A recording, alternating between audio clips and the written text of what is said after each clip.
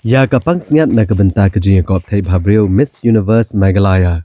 Layo Pynlait Paidbah haka kat santrik ujembang arhajar arpusau haka jinginan rengkat uba poleng do Menteri Ketenat Arts and Culture uba FR Karkongor Commissioner but Secretary U Amjad Khan Director of Operations and Marketing Miss Universe India ka Miss Asia Pacific India arhajar arpusau ka Sophia Singh but ka Miss Grand International India arhajar arpulai ka Arshina Sumbul. Haka jingalang kabelalong haka Hotel Vivanta Shillong. Ya ke audition nak kebentar kan Jingiakop Thei Bhabriew an sedang haunai tung bat Jingiakop Thei Bhabriew kan long haunai lar. Habakran kan sengi uba apo lengdo ula kedau beleng ba ke jing penlong ya kan Jingiakop kan se kasap kapong ki kon samla ke jela bat komjo kan deru kerensan ka ban penpau perthai ya kiriam kibet kibapen mi na ka jela. As Minister of Arts and Culture, you represent what I would call cultural ambassadors, as beauty queens, as people who walk the ramp, not only within this country but also abroad. And as Minister in charge of tourism, this is one very important aspect of tourism here in Meghalaya.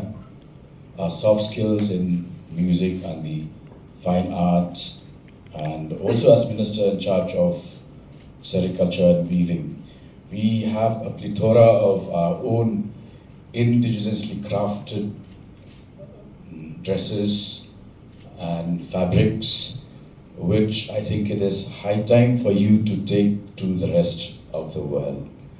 There is a saying in Khasi, Kambyang ban shuyapan kakhambyang banyai. It is not sufficient to borrow.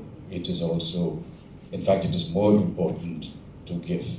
Let the rest of the world be mesmerized, be enchanted by the wealth of our textiles.